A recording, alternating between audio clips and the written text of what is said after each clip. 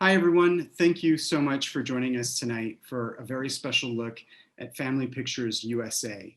We're going to have the series host, director, and executive producer, Thomas Allen Harris, join us for a Q&A about making Family Pictures USA, moderated by Dr. Michael Renov, our Vice Dean for Academic Affairs. To kick things off, we're going to screen an entire episode.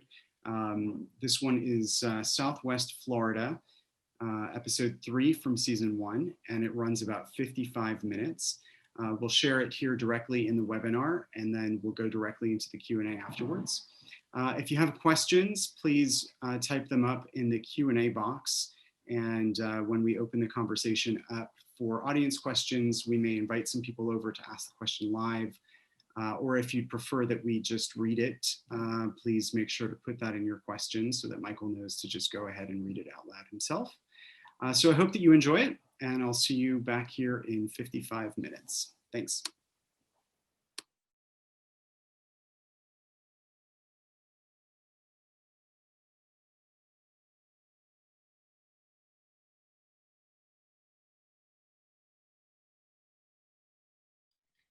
Hi again, everyone. Sorry, I know that was abrupt, but just for the sake of distributing the episode to us, we had to cut out the credits.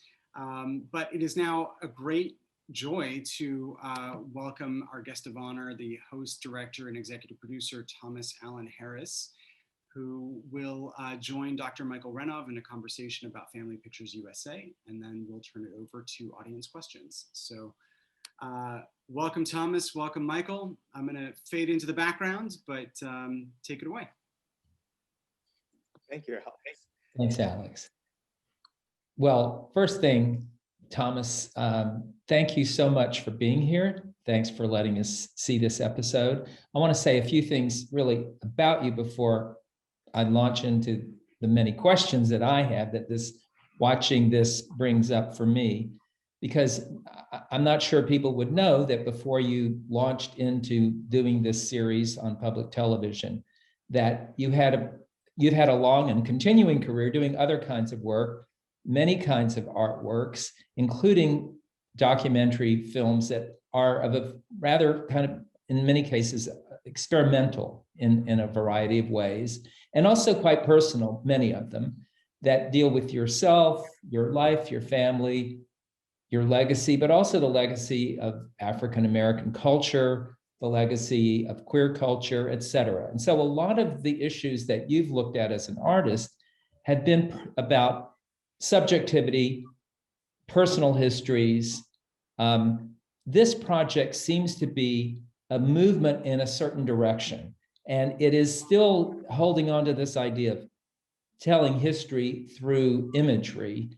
But now you're really looking out well beyond yourself, and you've become a kind of secondary figure in a way. You call yourself a host, and I almost want to start with that question, because as an artist, you went to art school and you've taught at UC San Diego, and now you're teaching at Yale, and you teach people. Not all of it is about becoming an artist, but you've taught people in art departments and things.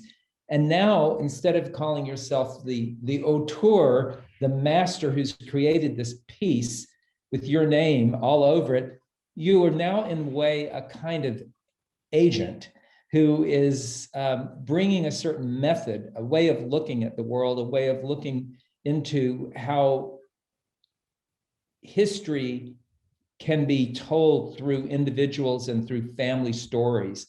So I really want to ask you about that transition, about taking the stories that you want to tell about yourself and people things that come from your head, and really becoming secondary in this project to trying to elicit stories from others. What's that journey been like for you as an artist? Thank you, Michael, also for moderating this conversation as well, and for your support over the many years, decades, actually.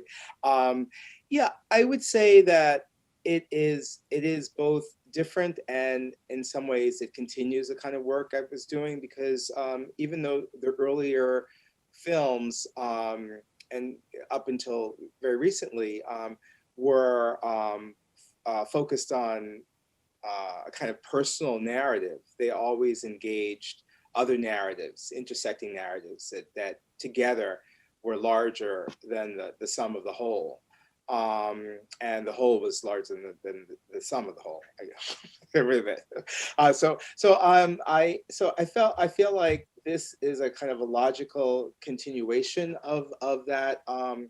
The idea of that we somehow could that I could somehow help people.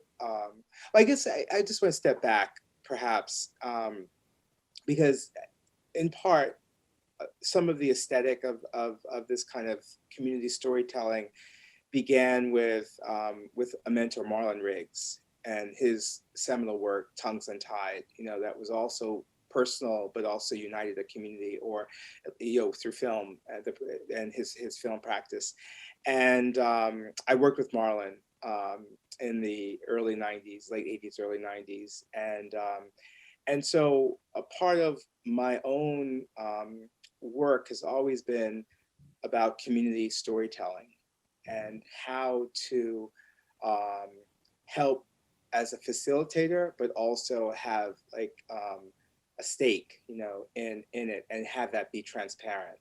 And I think that even though I don't necessarily in this, or I don't in Family Pictures, articulate a kind of a kind of personal narrative, there is a sense of a kind of a longing around kind of reconstituting American history, an American history that I felt was missing, in terms of the ways in which different groups, despite segregation and despite certain colonization,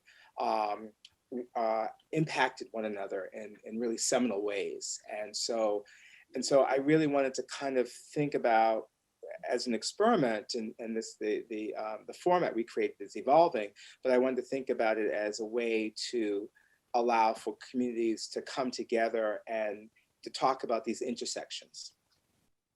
So I'm going to take the word facilitator then, because you say host, but in a way you're facilitating. You're saying, okay, this is a way that we can pry loose some stories and kind of dig beneath the surface. And I'm going to say that watching this now, it made me so aware of the fact that it's not that hard. You scratch the surface of these family photographs and there's so much emotion. They are brimming with emotion. And sometimes they seem to be images that seem so simple and seem really kind of, run of the mill, very mundane, but they're not, because they are filled with memory, and they're filled with loss, and they're filled with all kinds of conflicting emotions. One of my favorite moments in this particular episode was the young woman talking about how her regret for cutting out people from the photograph.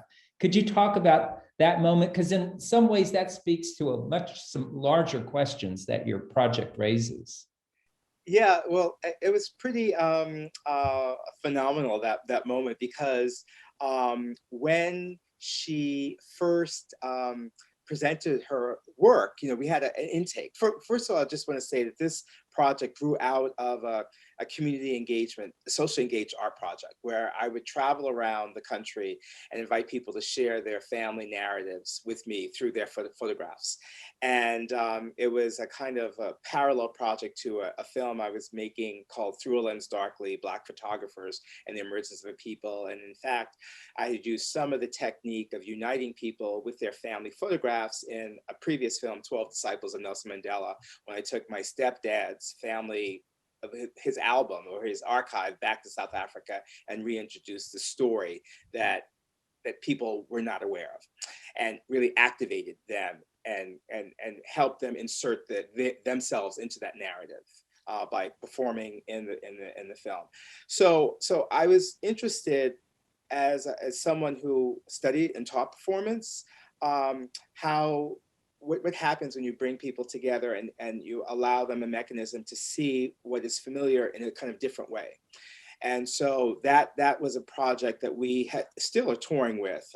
It started with the name Digital Diaspora Family Reunion. So out of that came this television series, the pilot television series. And so we actually took the methodology into each of these places we went. So in each place we went, we had about 100 people sign up to come in, and we had our teams interviewing them and processing them. And so so she was she came through the process, and someone on the team had told her, oh, don't show that photograph because, you know, you chopped it up and, you know, it's perhaps embarrassing, or I'm not sure what's going on. And so she was hesitant to share that image, and it ended up being this image that you know, that the history of it is actually marked in the jagged edges where she's cut people out, you know, and there's so much left unsaid, but that in that is so much, you know, revealed. So this is great. I'm glad, and I should have asked you to talk about how this process came to be, but you've already explained that, and that's great. But because it's almost like you're trying to model a certain kind of behavior that is in principle available to all of us. So in other words, you're not just giving us those fish, those big groupers that are 70 pounds, you're teaching us how to fish so that we can all do this. Like I can watch that and I can dig into my own family album and I can find those photographs that are meaningful to me. So there's a kind of, there's sort of a Johnny Appleseed dimension to this project, isn't there? Because you're saying that this is available to every single one of us. And so what's at stake in that? What's at stake in that proselytizing that you're doing, which is to tell everybody, pay more attention to your family photographs, pay more attention to where you came from. Is that what's happening here, or what else is at stake in your proselytizing of this method? Well, you know, I feel like to a certain extent we can be so distracted and we don't know. I mean, there's such a lack of grounding, you know, culturally, historically in America. You know, James Baldwin, I think, once famously said, you know, we are the most ahistorical, I might be paraphrasing, but the most ahistorical country. And you know, of course, if you can't talk about race, which is a taboo subject historically, for a variety of reasons on many different sides, then you can't really talk about anything. And so it in some ways it is about bringing to the fore those things which have made us and make us, and those things which have a kind of a value. You know, as a filmmaker who works in nonfiction, as an artist who works in nonfiction as well, I look at images and you know, for instance, in the last film, Thrill Ends Darkly, you know, I assembled 25,000 images, and I went through 25,000 images, and so, you know, I wanted to make a film that also did not just replicate the same kind of images that one sees when one looks at Black, you know, histories, and, you know, depicting certain narratives, you know, narratives within African American history.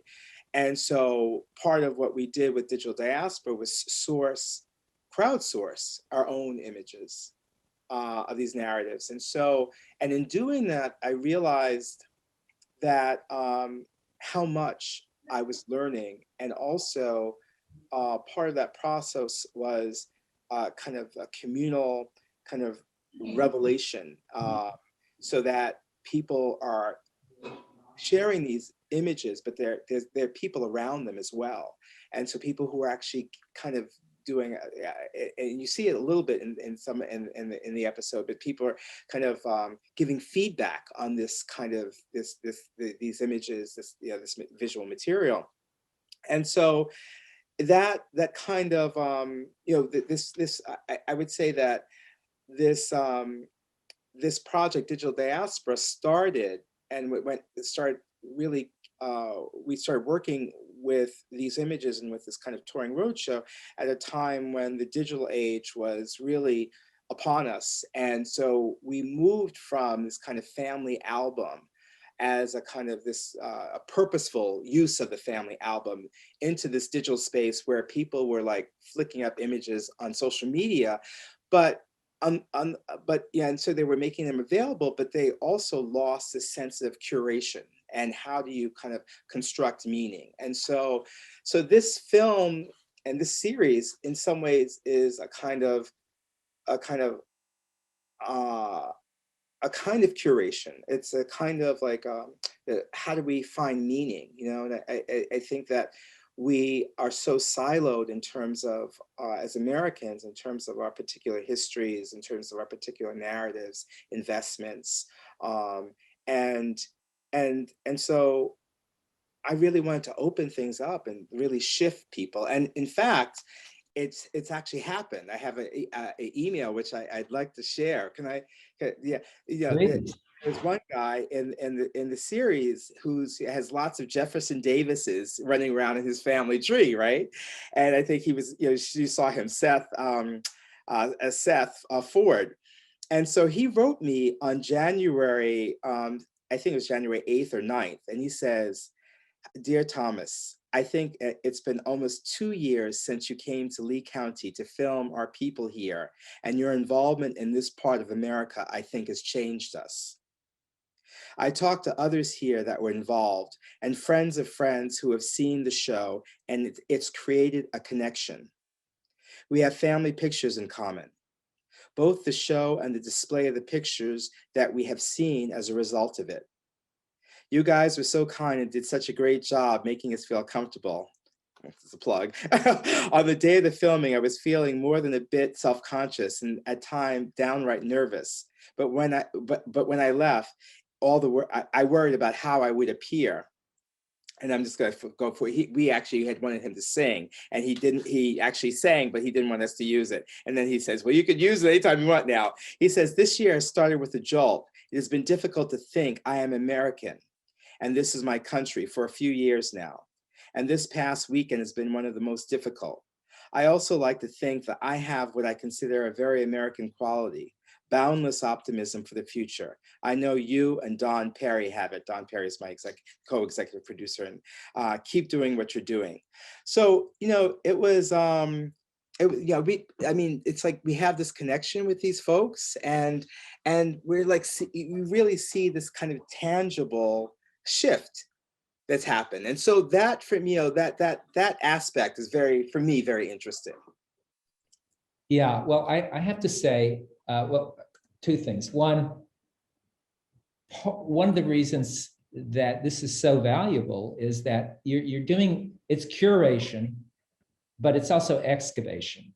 And by excavation, I mean like archaeological digs, in which you go into the genealogy of these families, and you're finding a lot of, you're uncovering family secrets. And it's really the history of our country, as you've talked about in some of your other work, and as many people are writing about increasingly, is especially in the South, but it's all over it's all over the US, as a country that has accepted waves of newcomers, et cetera, and going back to the original, you know, sins of both enslavement and also the genocide of indigenous people, and which this episode certainly touched on with the Osceola, which was so valuable and interesting. But this idea that you start out with individuals and their stories and their family stories, and then as you dig beneath the surface and you uncover things that really hadn't, that certainly elicit emotion, we saw that, but also that start to hint at some of these untold stories, some of these taboo stories, some of these unfinished stories. And it really just, it's almost like you're letting the genie out of the bottle in a way. and it keeps and it's the action keeps going. And I love that letter because it follows after it, you know, it doesn't stop. And I think that's fantastic. And here's my other point that I want to say and ask you about is you are not only the host and the facilitator, but you're also the master listener. And I think that as somebody who's made documentaries over the years, and you are an expert at listening to people and engaging them and having a relationship, creating these relationships with people, oftentimes strangers. In this case, you're going for it in a big way because you're meeting nothing but strangers. And when you finish, they're not strangers anymore. So this is not something that a project that just anyone could have undertaken. And I know you must be aware of how, because it's got to be so taxing to be that vulnerable, that open, that receptive to everybody you meet, including people you wouldn't necessarily be friends with or have much in common with. And so that to me is one quantum leap from your earlier work where you were curating the stories of people like you. And now you're willing to curate the stories or facilitate the curation of stories of people very much unlike you.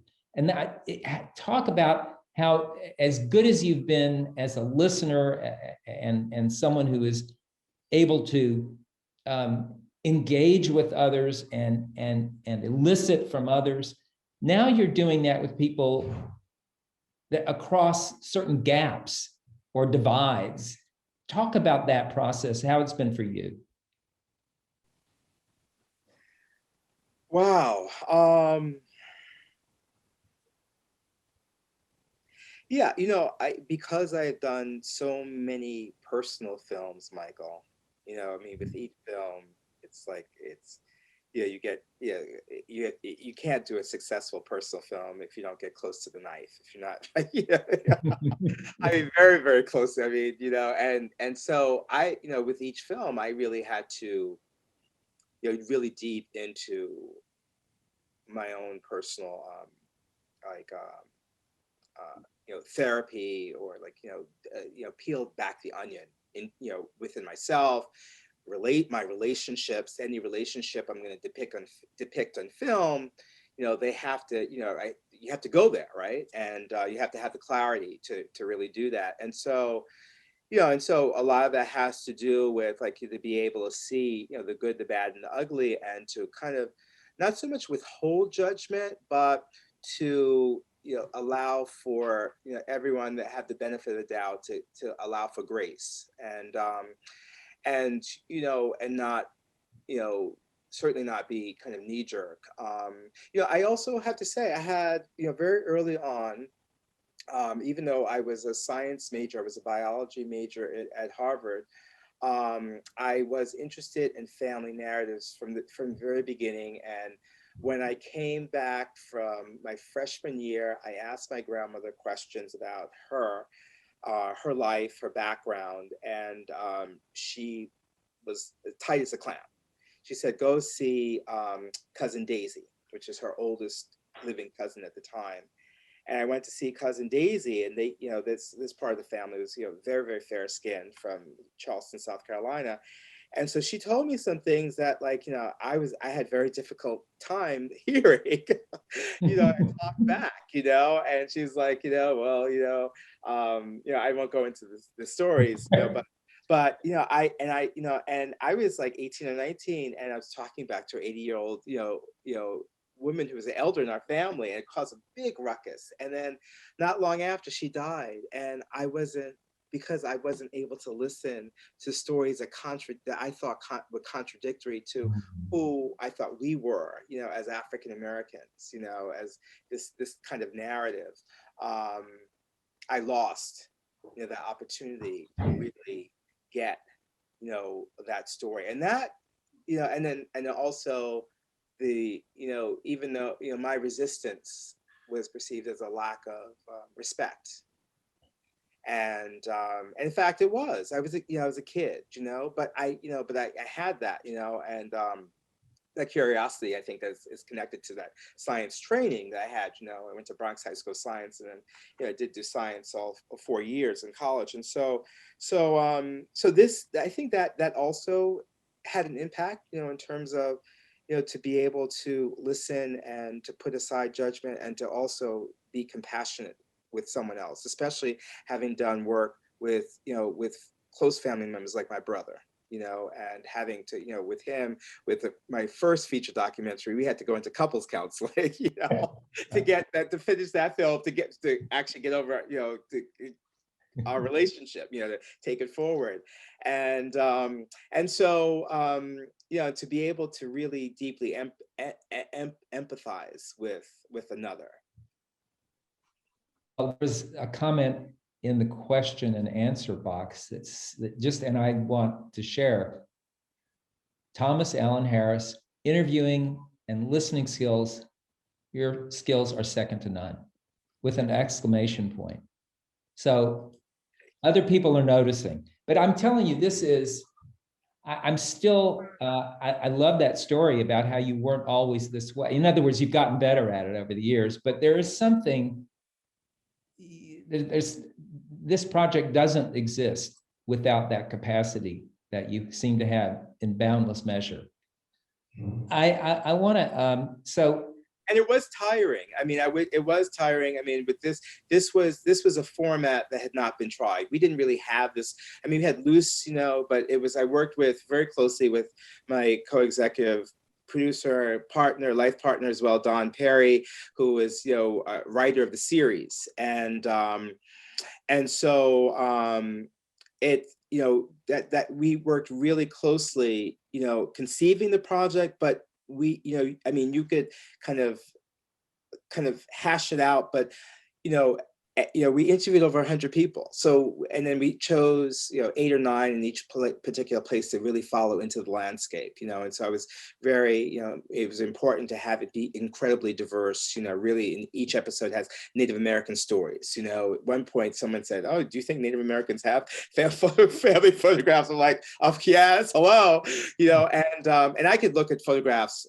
I mean, as much as I listen, I could also look at photographs all day long. I don't know why I had that's also part of that capacity. But the tiring thing about it was also having to produce it while produce it and direct, even though I had co-producers and directors, while I was also doing it, and then trying to figure out like who I was, like in terms of as a personality on camera, to that aspect, having that work out. But for the most part, I was, for me, it was the most important thing was to be present so that people felt like they could really, share things. Like it was often said, "I haven't even told my family this." Right. How representative is the fact that in this episode, there are at least a half a dozen people who either break into tears or who struggle to hold back the tears? Is this something that happens regularly, or you're cherry picking? Which is it? Yeah, no, it does happen regularly. I mean, of course, when you move into television, you really want to. I mean, that's happened with some of my other films as well. But it is really going to. It's so important. Like, I mean, people come thinking, and I did a TED talk about this, thinking they're going to recite a narrative, right?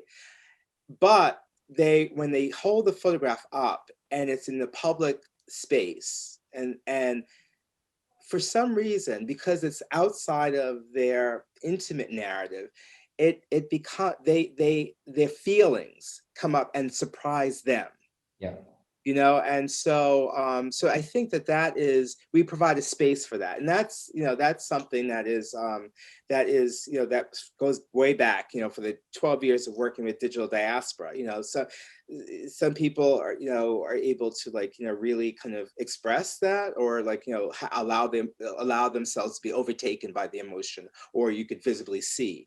Other people, it might happen later, or it might be, they might feel tickled, or there might be another kind of physical reaction.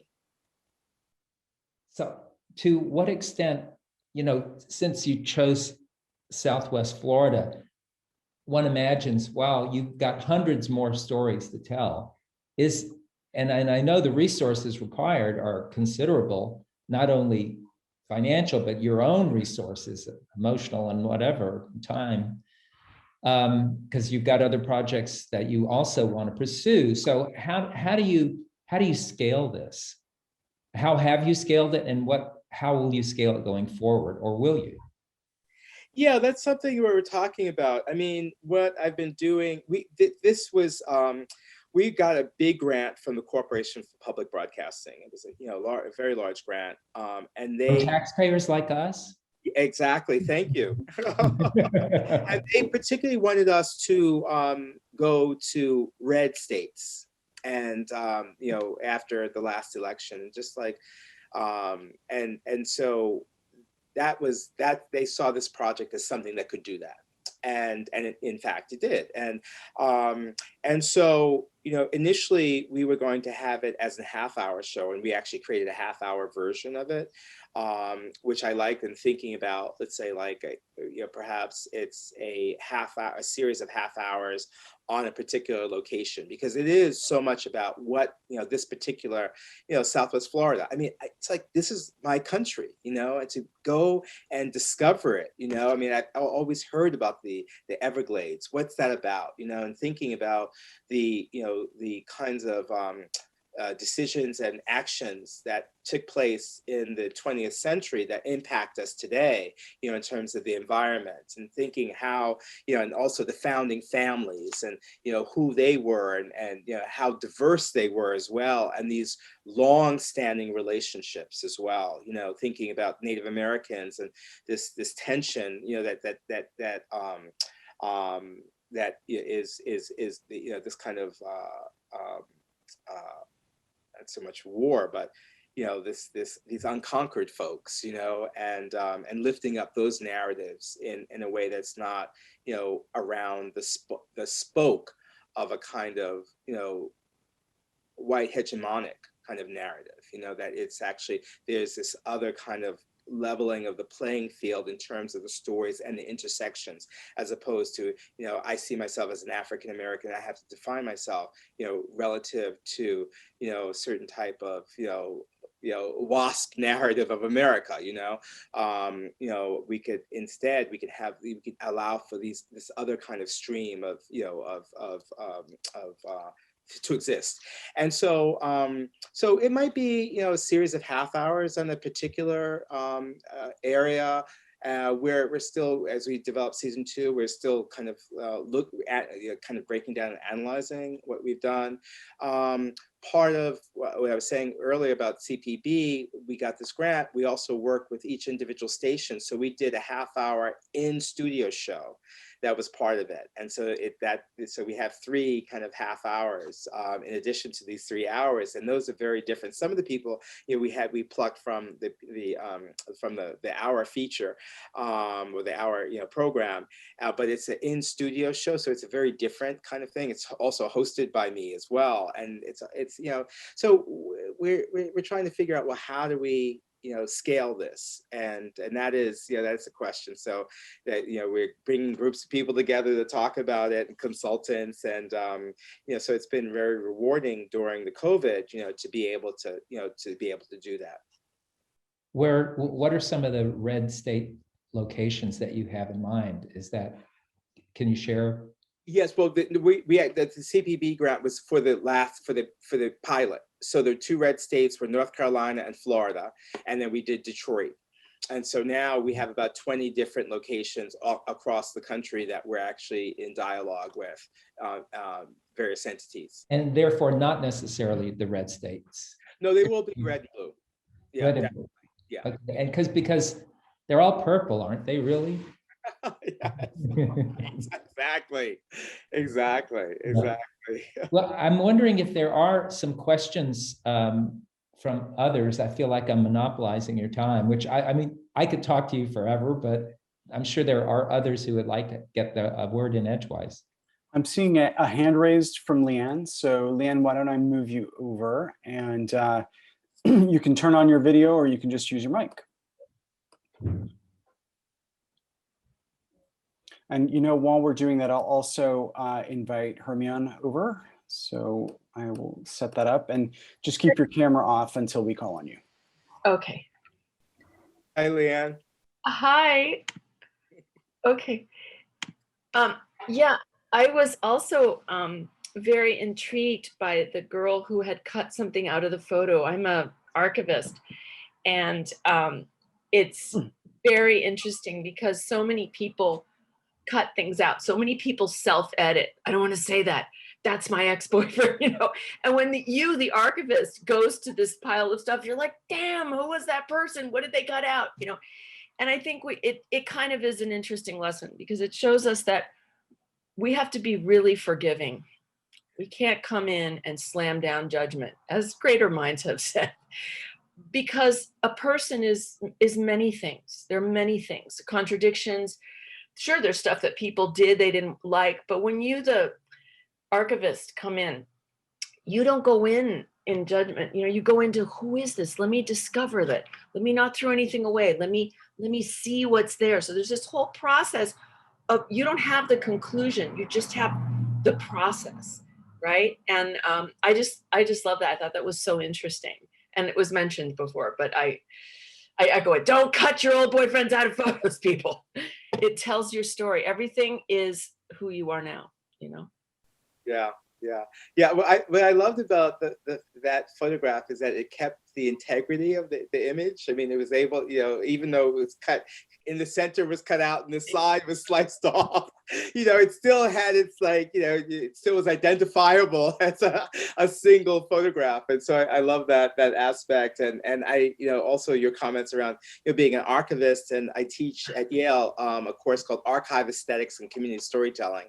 And this is the age of the archive, and particularly thinking about how we can shift storytelling and open up new ways and also new stories as we open up new stories to tell. So, hi, Hermione. Well, I'm not going to pronounce it. Hermione, right? Miss Beard. Yes. Oh. I'm really not camera ready, and I don't have good lighting, but I just wanted to thank you for this. I was the one that sent the commenting about your interviewing skills, because most interviewers, they ask questions with emotion, but you listen with emotion, and that is a real skill. Also, I wanted to know, how do you make the determination to decide which people you feature in the episodes, and do you intend to extend it eventually to internationally to other countries and continents? Yes, thank you so much for that. And how do you say your first name, by the way? Hermione. It's spelled like Hermione, but it's Hermione. Hermione. Okay, good. Thank you. And thank you for featuring Detroit. I'm from Detroit. So the first part of your question was, or comment around the, I do listen. And so I was just looking at the show again, and I was like, oh my gosh, I feel so like I'm empathetic with my subjects, to the point where I feel like I'm looking like they're crying, but I'm looking like I want to cry. And so there is that kind of connection that, and I think that Michael talked about that part of listening, both hearing intellectually, but also having an open heart, in terms of receiving. How do you receive, emotion? It's a lot of discussion around, a lot of conferences I've been going to around how navigating emotions, whether they're awe, happiness, or sadness, or grief, and collectively. But the other question you had was, how do you make the determination? How do you choose the subjects, the cities? Well, the gathering of folks in some ways is kind of like a casting as well. So out of those 100 people we cast, but also we do a lot of pre-production, and so we identify people who are connected with certain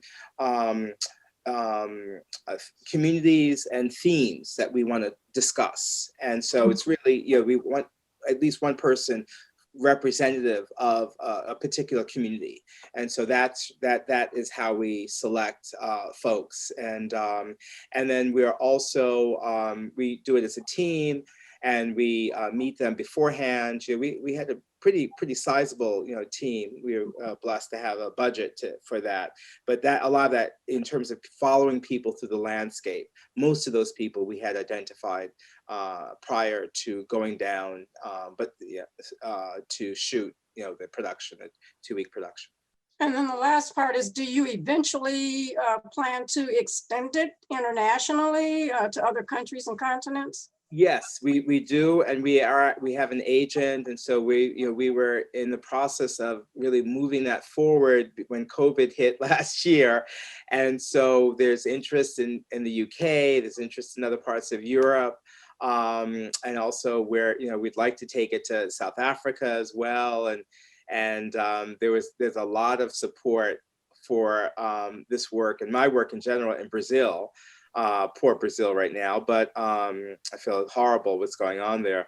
But there's, I made a film in Brazil, and so I have a strong relationship that continues to grow with the film and academic communities there. Well, thank you so much. I just, your skills, like I said, are exceptional. And I just wondered if, you're a Black man in America, does that give you an extra sensitivity to listen to people? Or that's just a whole nother thing. I don't want to go on with the questionings, but you're just exceptional. It's something extra special with what you do and the way you do it. And I thank you. You're a gift. Oh, thank you so much. I did, when I was about 10 years old, my mother got a job teaching in East Africa, Tanzania, Dar es Salaam. And so we moved there, and I went to a national school there. And that, it was taught in English, but so most of the courses are taught in English, but, basically I was thrown into another culture, and that teaches you how to communicate, in ways that aren't reliant on, just verbal skills. And so, and navigating, the world. And so, and that was repeated when I went to live in Europe in different places. And then also when I lived in Brazil. And so I think I'm sure that had some, I traveled extensively in South and Central America in the 80s. And so I'm sure that it has a lot to do with the way in which I also communicate with folks, or learned how to, communicate. Thank you so much. Okay, so we have Leanne back for another question. Hi, Leanne. You're muted.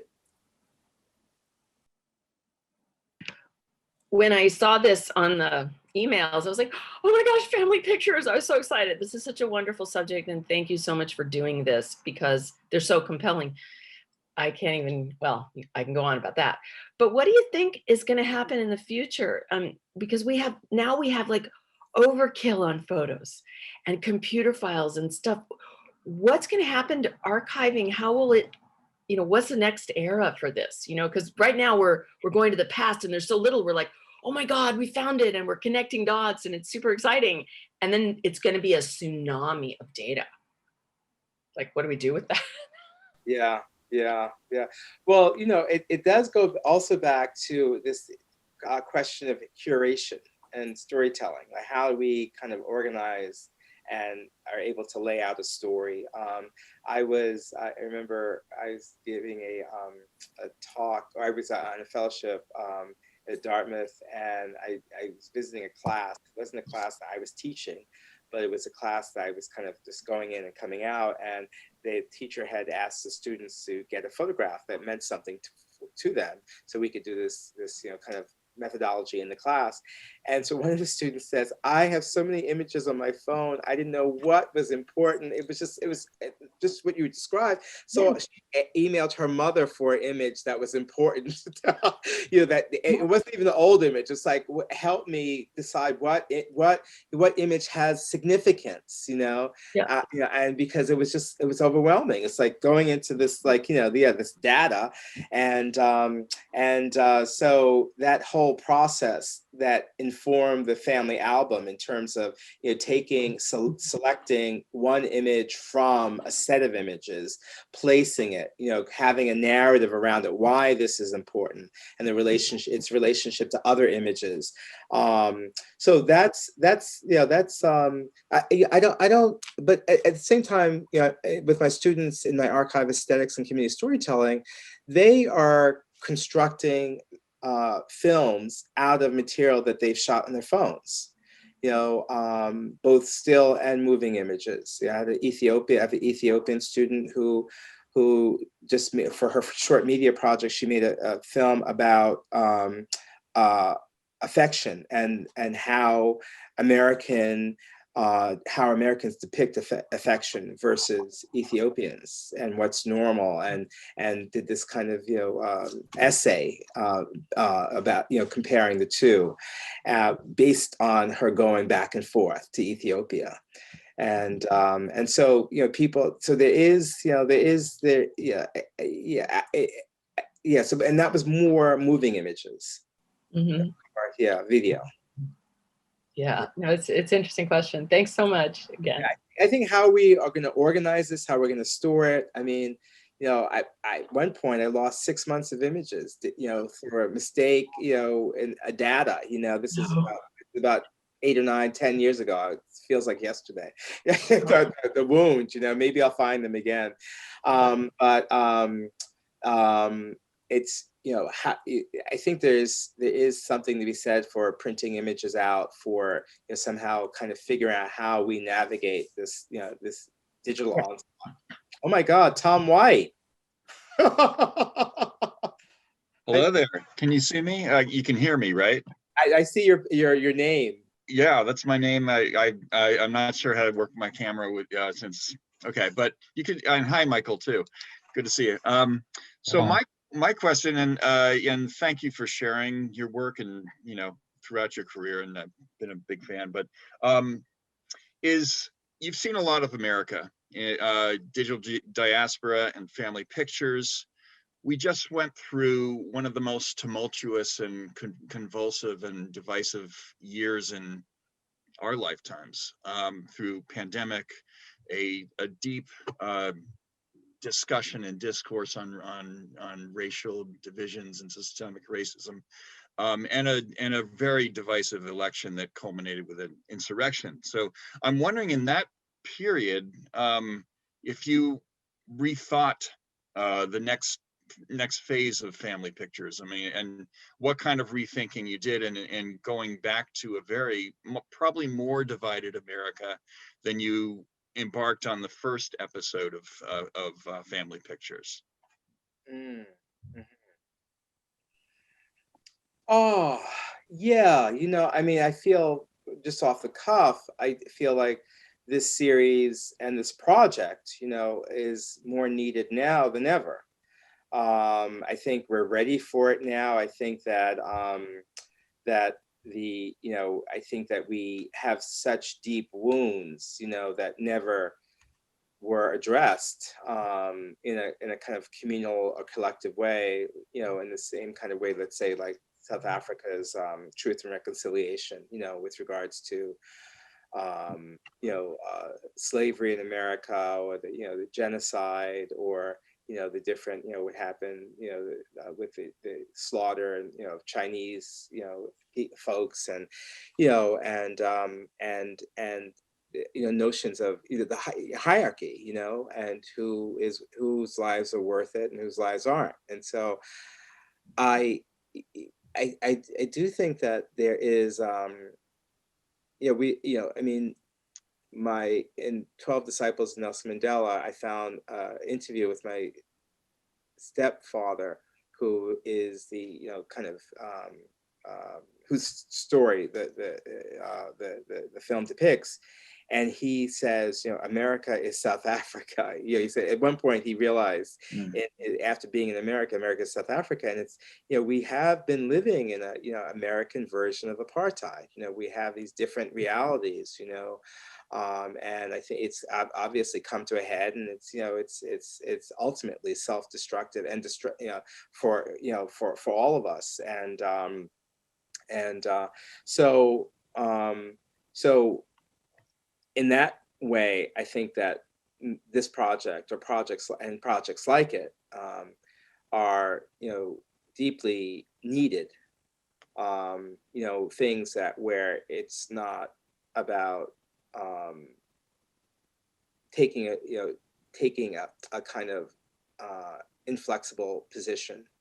And so, even as at one point, obviously people have to take stands at certain places, but how do we open up space, to be able to talk across difference? I think that is something that this project does. And I think it does it because there is a universality, around the family album, the family story.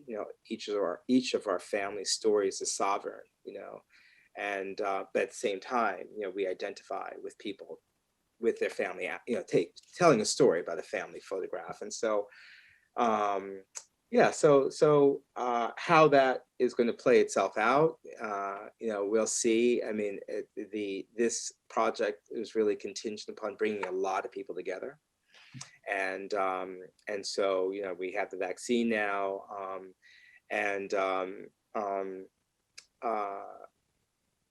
I think that people want to be seen and they want to be heard. And we offer that. It goes back to a point that Michael made earlier. The project offers that, and that's also universal. They want to come and they want to testify, in a certain kind of way, and then they see other people doing it, and they also make these connections and make, it's all about these people who lived in the community, and think they know one another, or think they have an opinion or have a perspective, and this kind of shifts it slightly, in terms of, opening up, whether they're meeting them in person during our events, or they're seeing their area or their town through a different set of eyes. Yeah. Well, thank you for that. Thank you, Tom. Good to see you. Likewise. Yes. I'm feeling like maybe we should be drawing this to a close, but I want to say that I know that we need to get you back in some shape or another, back to USC, back to talking with us about this project, because it's so important and it runs very deep. So I'm hopeful that we, as you kind of relaunch, move into the next phases, that we can continue this conversation. And, I love being able to do it via Zoom in this way, but it sure would be good to be able to see people and to get kind of responses person to person, because I think that there's so much power in what you're doing. I really long to see people's reactions. Well, I'd love to come and do it at USC, and LA is one of the places where we're going to take the project. So I'm not sure if it's going to be season 2 or 3. This project has all these other areas and aspects, like, so I encourage people to follow us on Instagram, Family Pictures USA, and also we have a Facebook group where people like put up images and stories, and then we have a blog that is familypicturesusa.com. And so we welcome people to submit stories and participate in that way, and a lot of people are. So until we do meet, there are ways to stay in touch. So I encourage everyone to do that. And but I am glad that at least we're doing this today, because it's it's an opportunity to see actually the film again and see it, in in this other way, now with a little tiny bit of distance. Thank you. Yeah, I look forward to that. We need more. Thank you. Mhm. Thank you both so much for this fantastic conversation. And of course, we are also masterminding something kind of special with Thomas that hopefully we'll be able to announce in a month or so, where we try and do some version of this with the members of the USC community. So stay tuned. Thank you, Alex. Thank you, Michael. Thanks, Thomas. Thanks for being with us. Look forward to the next time. Okay. Bye-bye. Good night, everyone.